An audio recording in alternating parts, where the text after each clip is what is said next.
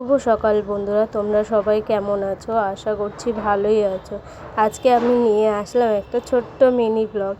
দেখো, আমার ছেলে নতুন ফুটবলে ভর্তি হয়েছে। ও মাঠে ওকে যা যা প্র্যাকটিস করায়, তো সেগুলো বাড়িতে এসেও প্র্যাকটিস করে।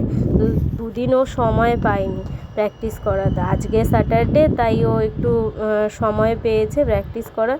তো এইগুলোই একটু একটু করে প্র্যাকটিস করছে। আজকে যেহেতু ওর আবার মাঠে যাওয়া আছে, আজকে ওর খেলা আছে, তো ওখানে আজকে যাবে। তো আজকে সেই জন্য সকালবেলাও একটু প্র্যাকটিস করে নিচ্ছে, একটু দৌড়াচ্ছে, একটুখানি এক্সারসাইজ করছে।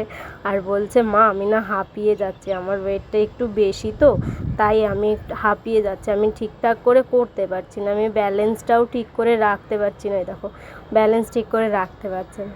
তো বারবার করে বলছে, আমি ব্যালেন্সটা ঠিক করে রাখতে পারছি না, আমার ওয়েটটা বেড়েই যাচ্ছে। হ্যাঁ, ফাস্টফুডগুলো খাওয়া কমা, তাহলেই তোর ওয়েটটা কমে যাবে। আর এই ফুটবলে যখন তুই ভর্তি হয়েছিস, তোর আস্তে আস্তে ওয়েটটা লস হয়ে যাবে। তো ও মাথা নাড়লো, হ্যাঁ ঠিক বলেছো, ওটাই বললো। আবার দেখাচ্ছে, দেখো কেমন করে আমাদের প্র্যাকটিস করা, তুমি একটু ভালো করে দেখে নাও। তুমি তো মাঠে গিয়ে দেখো, তো মাঠে তো ওখানে গিয়ে তুমি গল্প করো, ভালো করে তো পুরো দেখতে পাও না। দেখো, এখন আমি তোমাকে দেখাচ্ছি। আবার একটু দৌড়েও নিল, দৌড়াচ্ছে।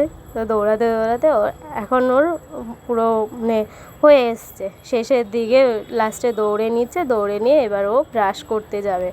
তো বলছি, ঠিক আছে রাখ, তারপরে আবার তুই প্র্যাকটিস করিস।